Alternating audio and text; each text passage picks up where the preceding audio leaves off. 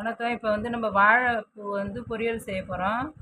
இப்போ பாருங்கள், வாழைப்பூ வந்து எப்படி ஆயிடுதுன்ட்டு நான் சொல்கிறேன் பாருங்கள். இப்படி ஒரு பூ எடுத்துக்கிறோம்.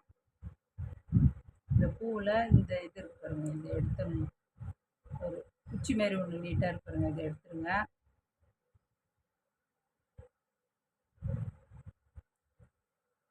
இது வந்து குச்சி மாதிரி இருக்கும், இதை எடுத்துடணும்.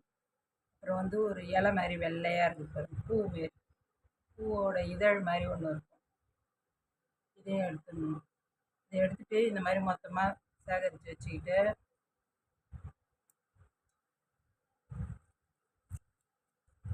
இதை நம்ம அரிஞ்சிக்கணும். பொடியாக அரிஞ்சு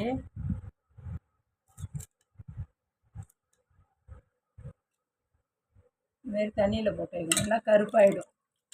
இதுமாரி பொடியாக அரிஞ்சு தண்ணியில் போட்டுடணும்.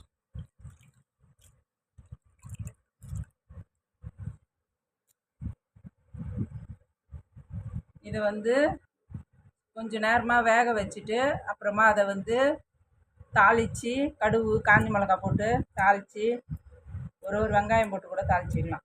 தாளித்து பொரியல் பண்ணிக்க வேண்டியதுதான், எப்பயுமே பொரியல் பண்ணுற மாரி. இதுமாரி பொரியல் பண்ணுங்கள், நல்லாயிருக்கும். வாழைப்பூ வந்து துவர்ப்பு சுவையுடையது. இது உடம்புக்கு சேர்த்துக்கினா ரொம்ப நல்லது. இதேமாரி செஞ்சு சாப்பிடுங்க.